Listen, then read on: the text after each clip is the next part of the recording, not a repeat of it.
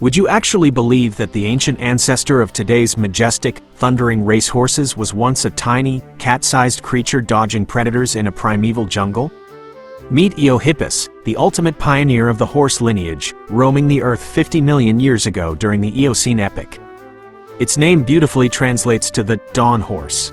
Shaking off the image of modern giants, this miniature beast stood only 12 inches tall at the shoulder, weighing a mere 12 pounds, no larger than a house cat. Its most shocking evolutionary secret lies in its feet. Instead of a single solid hoof, Eohippus featured 4 soft toes on the front feet and 3 on the back. They didn't roam wide open grasslands, they inhabited hot, humid, and dense prehistoric rainforests. Their compact bodies were perfectly designed to weave through thick, tangled undergrowth with ease. Their primitive, low-crowned teeth weren't built for chewing tough grass.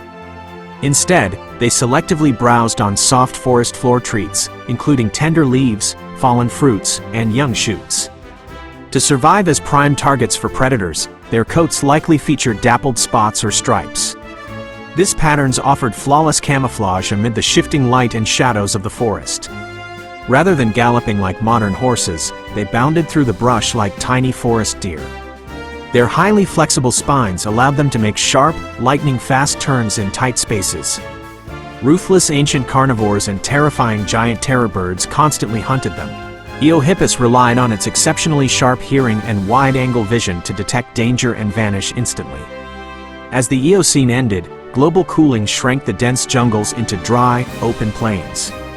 To adapt to this new world, they grew larger, and their toes slowly fused into hooves. Though just a tiny, hiding forest dweller, the delicate steps of Eohippus were the crucial first strides toward the grand, powerful gallop that would someday conquer the global plains.